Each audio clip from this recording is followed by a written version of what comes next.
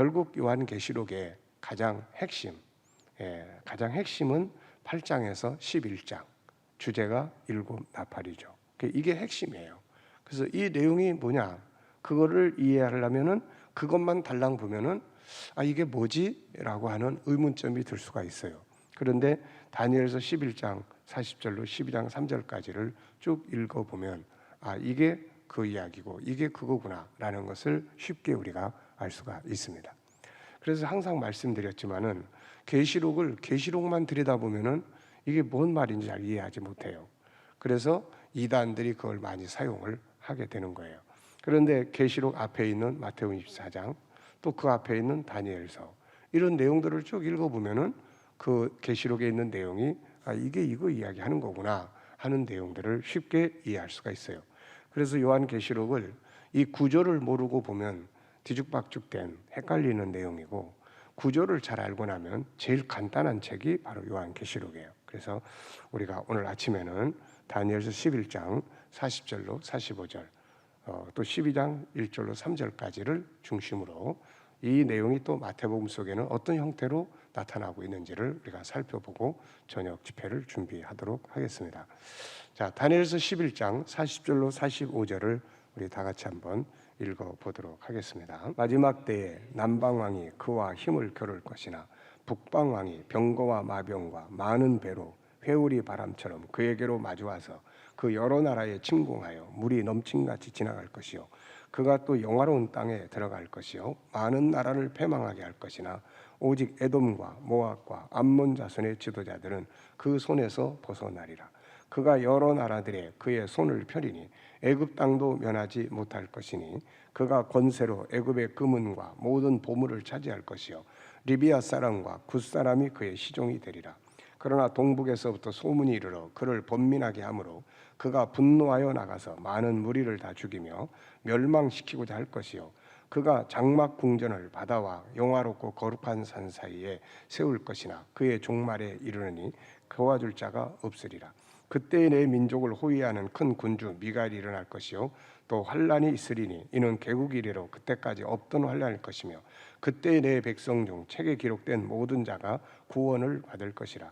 땅의 티끌 가운데서 자는 자 중에서 많은 사람이 깨어나 영생을 받는 자도 있겠고, 수치를 당하여서 영원히 부끄러움을 당할 자도 있을 것이며, 지혜 있는 자는 궁창의 빛과 같이 빛날 것이요, 많은 사람을 옳은 대로 돌아오게 한 자는 별과 같이 영원토록 빛나리라. 아멘. 계시록을 이해하기 전에 먼저 마태복음 24장을 이해하고, 마태복음 24장을 이해하기 전에 다니엘서를 먼저 꼭 이해를 해야 된다. 그리고 나면은 이게 이거고 이게 이거고 이런 내용이다 하는 것을 쉽게 이해할 수가 있게 되는 거예요. 다니엘서는 역사입니다. 자, 이 서는 역사의 흐름이에요. 이건 어디서부터 흐르는 거냐면은 이것은 이제 창세기 1장에서부터 흐르는 흐름이에요. 그래서 이 역사가 흘러서 이제 다니엘 시대가 됐죠. 이렇게. 다니엘 시대. 요 이제 다니엘 시대. 요 시대가 다니엘이라는 사람이 살던 시대예요. 여기 이제 아담부서부터 쭉 흘러오고, 창세기 1장에서부터 흘러오고, 그러다가 여기서부터. 그래서 이제 다니엘서는 자, 이제 여기서부터 시작해가지고 이게 이제 예수님 초림이에요. 예수님 초림. 그 다음에 이제 이게 또 쭉 흘러. 이 속에 우리가 지금 어느 시점에 살고 있는 거예요, 이게. 자, 이렇게.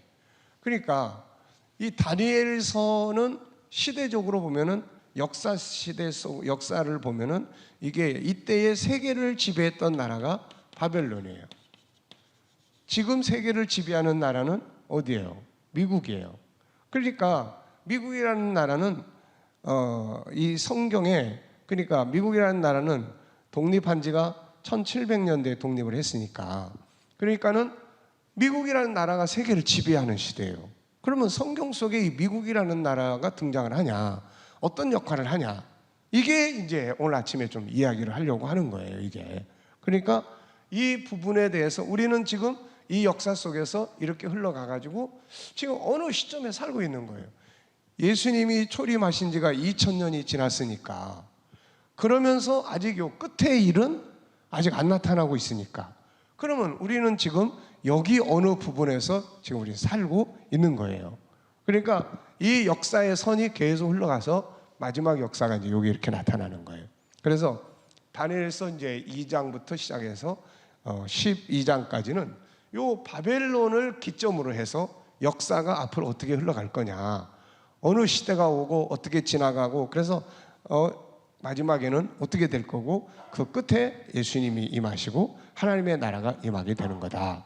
그래서 다니엘서 2장, 7장, 8장, 9장, 10장, 11장, 12장을 쭉 이해를 하고 나면은 역사가 확 보이는 거예요. 이제 여기서 우리 과거는 이렇고 이런 것들이고 우리 미래는 앞으로 이렇게 되는구나. 근데 우리한테는 이 과거가 훨씬 멀어요. 우리한테는 저 미래가 훨씬 가까워요. 저게 우리가 맞물려 있을 수도 있고.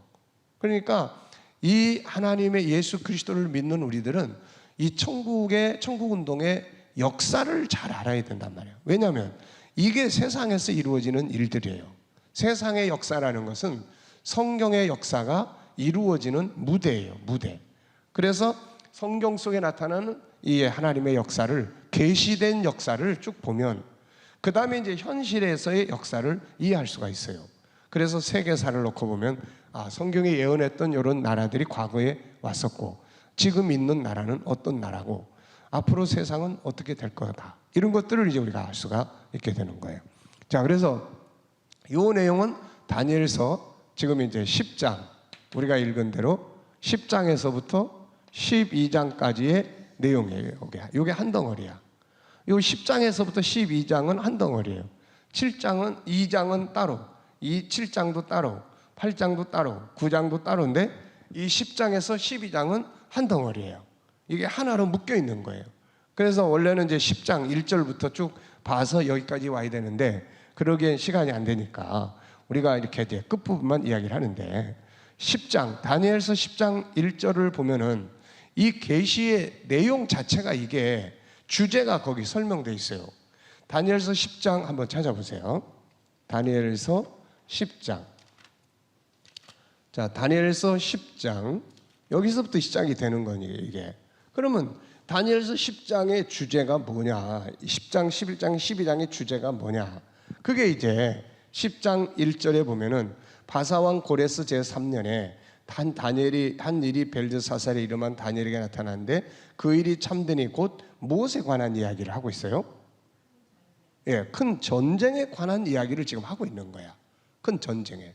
그러니까 2장이 세계 역사를 중심으로 설명하고 있고 7장이 적그리스도를 중심으로 설명하고 있고 8장은 구약의 마지막 때의 적그리스도를 설명하고 있고 그 다음에 9장은 예루살렘 성전을 중심으로 설명을 하고 있고 10장부터 12장까지는 이 전쟁을 중심으로 설명을 하는 거예요. 전쟁을 중심으로.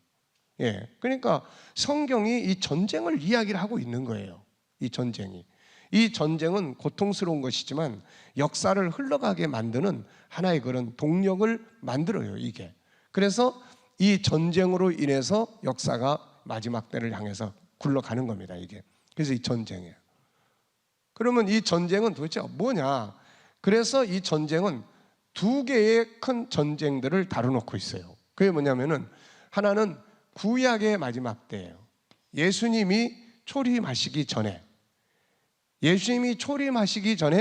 세계의 역사는 이렇게 흘러간다. 그래서 예수님이 초림하시기 전에 세계는 이렇게 4개의 강대한 국가들이 세계를 지배를 하고 그 다음에 여기서 이제 이 북쪽에서 적그리스도가 나타나고 이렇게 해서 이 사람하고 이 남쪽의 나라하고 계속 전쟁을 한다. 이 전쟁을 통해서 지나가면서 예수님이 초림을 하신다. 요 이야기를 하는 거예요. 그러니까 이 다니엘서 10장에서 12장은 구약의 마지막 때를 설명을 하고 신약의 마지막 때를 또 설명하는 거예요, 이게. 구약의 마지막 때 세계는 이렇게 정치가 이루어지게 되고 그런 속에서 이 전쟁이 일어나고 그리고 나서 구약의 적그리스도인 이 사람이 등장을 해서 예루살렘을 이렇게 황폐하게 만들 거다. 그리고 나면은 이제 예언된 예수님이 초림하시게 된다. 이제 요 이야기를 하고 있는 거예요. 그러면서 이제 요것만 이야기 끝나는 게 아니라 결국 성경의 목적은 예수님이 재림하는 거에 있잖아요. 주님이 재림하는 데 있는 거예요. 그래서 이게 역사를 쭉 뛰어넘어가요. 뛰어넘어가서 이제 신약의 마지막, 예수님이 초림하시기 직전에 세계의 정치 무대는 이렇게 만들어진다. 세계의 정치 무대는 이렇게 내 지역권으로 만들어진다. 세계의 정치 역사예요, 이게. 그래서 이 네 개의 지역권으로 만들어지고 나면은 여기서는 이제 요 동쪽과 서쪽, 그리고 북쪽과 남쪽. 그래서 세계가 이렇게 네 지역권으로 나눠지면, 자, 이제 12장 40절에 11장 40절에 보면 마지막 때에, 이 마지막 때, 이 10장 11장에서는 이 마지막 때라는 말이 많이 나와요. 여기서 마지막 때를 잘 구분을 해야 돼. 이게 구약의 마지막 때인지 이게 신약의 마지막 때인지 이런 거를 잘 이제 구분을 해야 돼요. 괜히 신약의 마지막 때를 구약에다 갖다 묶어 놓으면 이것도 문제가 되는 거고, 구약의 마지막 때를 신약에 갖다 놓고 보면 이것도 잘못된 이야기예요. 그래서 이 마지막 때가 구약의 마지막 때인지 신약의 마지막 때인지 요거를 잘 구분을 해야 돼요. 그런데 이거는 그렇게 어렵지가 않아요. 요 본문만 정확하게 보고 그 다음에 역사, 세계 역사, 이스라엘의 역사 책들을 한두 권만 쭉 읽어보면 이 사건은 구약의 마지막 때 있었던 요거 이야기하는 거구나 라는 것을 쉽게 알 수가 있습니다. 자, 그래서 이렇게 구분할 수가 있는 거예요. 그래서 여기서 마지막 때는 신약의 마지막 때예요. 예수님 재림 직전에. 그래서 이게 가장 중요한 마지막 때를 라고 선언할 수 있는 키예요. 이 키. 이게 이 40절부터 45절까지가. 왜냐하면은 그 다음에 이제 11장 1절부터 3절까지는, 자, 한번 보세요. 12장 1절부터 그때 네 민족을 호위하는 군주 미가 일어날 것이요 환란이 있으리니, 개국 이래로 예수님은 이거를 창세 이후로 이런 환란은 없었다, 이걸 이야기하는 거예요. 그러니까 이 12장 1절은 이제 적그리스도가 등장해서 환란하는 거고, 그 다음에 이제 2절에는 뭐예요? 티끌 가운데서 자는 자 중에서 많은 사람이 일어나. 이건 뭡니까? 이거 부활이란 말이에요. 부활은 언제 일어나요? 예수님 재림하실 때 일어나는 사건이에요. 그래서 그때 내 백성 중 책에 기록된 자가 다 구원을 받는다. 그리고 땅의 티끌 가운데서 많은 사람이 깨어 일어나 영생을 얻는 자도 있고 수치를 당하여 영원히 부끄러움을 내. 천국 갈 자, 지옥 갈 자가 다 이제 부활 때 일어나는 거예요. 그리고 3절에는 뭐예요? 이건 이제 성도들이 영광을 얻는 장면입니다. 성도들이. 그래서 지혜 있는 자는 궁창의 빛과 같이 빛날 것이요 많은 사람을 옳은 대로 돌아오게 한 자는 별과 같이 영원토록 빛나리라. 하나님의 복음을 위해서 수고했던 자. 그러니까 이 12장 1절은 적그리스도가 등장하는 거고, 그 다음에 예수님 재림하시는 거고, 그 다음 하나님 나라가 임하는 거고, 성도들이 자기의 영광을 얻게 되는 거예요. 이게 이제 마지막 끝에 일어난 일이잖아요. 그러면 이 끝으로 들어가는 관문이 바로 이 40절부터 45절이에요. 왜냐하면 12장 1절에 보면 그때에 이런 말씀을 한단 말이에요. 그때에 바로 그 상황 속에서 이런 일이 일어난다. 그러니까 적그리스도가 등장하게 만들어주는 그 전초적인 작업이 있는데, 그게 이제 40절부터 45절까지의 전쟁이에요. 전쟁. 그러니까 이걸 보면은 이제 마지막 때 남방과 북방. 그래서 여기서 이제 이 북방의 세력이 도대체 어느 세력이냐, 이 북방의 세력이 어느 세력이냐, 남방의 세력은 도대체 뭐냐. 이 남방의 세력은 여기에 나타나 있어요. 남방의 세력은 나타나 있어. 그 남방의 세력은 뭐냐면은 밑에 쭉 내려가 보시면 이렇게 돼 있어요. 자, 41절. 이 북방의 왕이 쳐들어가는데, 쳐들어가는 목적지가 어느 땅이에요? 영화로운 땅이란 말이에요. 영화로운 땅. 이 성경에서 이 영화로운 땅, 거룩한 땅, 이거는 딱 한 군데야. 어디를 말해요? 이거 예루살렘을 말하는 거예요. 예루살렘. 그러니까 이 예루살렘을 쳐들어가는 겁니다. 지금 이 북방의 세력이. 그리고 거기에 이제 함께 참여하는 자들이 에돔, 모압, 암몬, 자손, 그리고 그 뒤에 이제 함께 동역하는, 그러니까 이런 사람들이 다 이제 동맹군으로 같이 들어가요. 그리고 나서 또 쭉 내려가 보세요. 쭉 내려가 보면 45절에 이 북방의 세력이 장막 궁전을 바다와 영화롭고 거룩한 산 사이에 세워.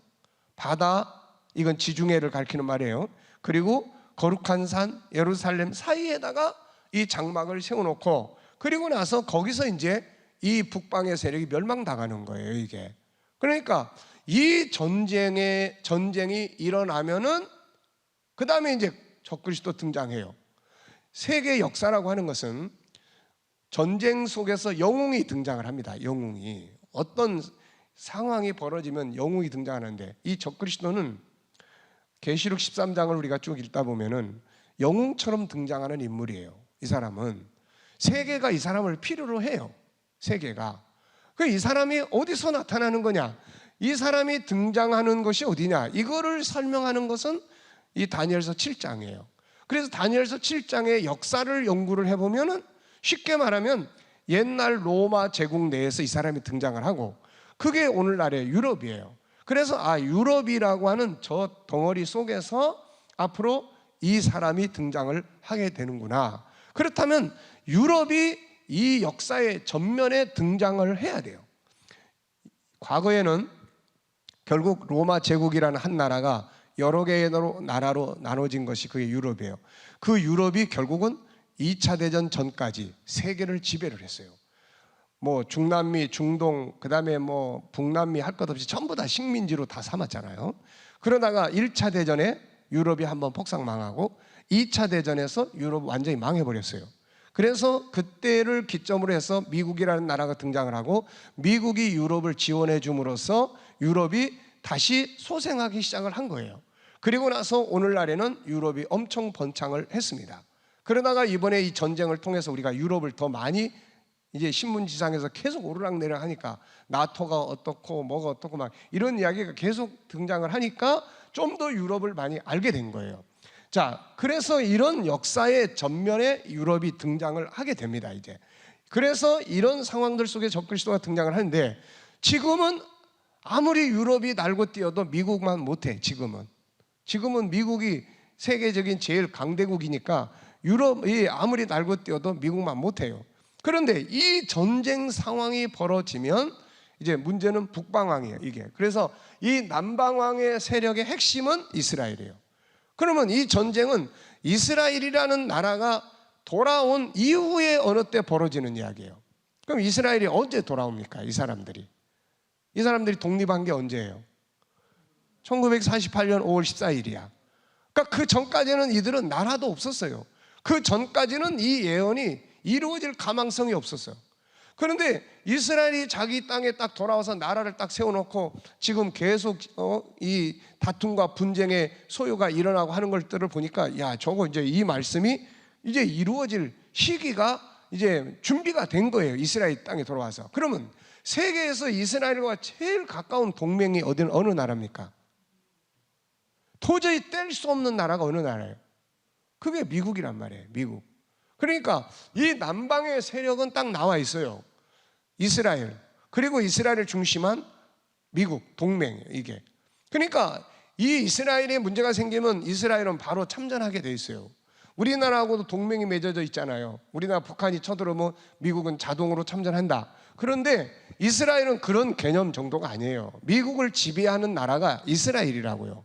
600만 명의 이 유대인이 미국을 지배를 하고 있다고요. 그러니까 이거는 아주 엄청난 동맹. 그렇다면 도대체 이건 도대체 어디야, 이거? 이거를 이해할 수 있도록 도와주는 것이 에스겔서 38장 39장이에요. 이게 에스겔서는 전체 역사는 아니지만 이스라엘을 중심으로 역사를 설명을 했어요, 이 에스겔서는. 그래서 이제 에스겔서, 그때 당시에 이 바벨론이 이제 유다 왕국을 막 쳐들어와 가지고 멸망시키는 그때인데, 바벨론이 유다 왕국을 3번 공격을 했어요. 그런데 2번째 공격할 때 에스겔이 잡혀갔다고요. 잡혀가가지고 이제 바벨론에 가서 그 강가에 가서 항상 기도하는 가운데 선지자로 부름을 받았죠. 그래가지고 그가 이렇게 보니까 앞으로 이제 예루살렘이 저게 완전히 멸망하게 생긴 거예요. 그러면 이제 예루살렘이 멸망하고 그 다음에 세계로 흩어지고, 그런 다음에 어느 시점이 흘러가가지고 그래서 다시 이스라엘이 부활하기 시작하는 장면을 보는 거죠. 그래가지고 이스라엘이 그 땅으로 다 돌아오는 장면을 이제 에스겔서 36장까지 해서 다 보는 거예요. 36장, 37장을 통해서 세계에 있는 유대인이 다 돌아온다. 그러면 이제 돌아온 뒤에 무슨 일이 벌어지느냐? 이게 이제 이 북방의 이 남북 전쟁, 북방의 세력이 남방을 쳐들어오는 이 전쟁을 설명을 하고 있는 거예요. 그리고 나서 이 전쟁이 38장, 39장에서 진행이 되고 그 다음에 40장에 가서 뭐가 이루어지느냐 하면은 이제 40장에서 예루살렘 성전이 건축되는 이 장면을 이 에스겔이 쭉 예언을 해놨어요. 이게 그래서 이거를 보면 아, 북방의 세력이 이 세력이구나라는 것을 우리가 알 수가 있게 되는 거예요. 그래서 그 내용을 정리를 해보면서 우리가 뭐 이거를 100% 이거다라고 확정을 할 수가 없지만 아, 이 북방의 세력은 이 세력이다. 그거를 알 수 있게 만들어 준 거예요. 그게 뭐냐면 이제 구소련권과 이슬람권의 연합이에요. 이게 구소련권과 이슬람권. 그래서 구소련권과 이슬람권이 예루살렘을 쳐들어 내려오는 이 전쟁을 지금 다니엘서 11장 40절부터 45절까지 해서 이야기를 하고 있는 거예요. 그래서 러시아가 지금 전쟁을 일으킨다. 요 내용이 이제 마태복음에 가면은 예수님은 요런 시대적인 구분을 해 놓으신 건 아니고 마지막 때에 난리와 난리소문 전쟁이 일어날 거다. 그리고 나면은 적그리스도가 등장한다. 요렇게 이야기를 해 놓으신 거예요. 근데 이거를 좀 더 명확하게 이 시대를 중심으로 정리해 놓은 것이 계시록 오늘 저녁에 8장부터 11장까지의 이야기예요, 이게. 그래서 요거를 이해하고 나시면 아, 계시록 7장 8장부터 11장까지 내용을 보면은 아, 이게 뭐구나라는 것을 쉽게 알 수가 있습니다.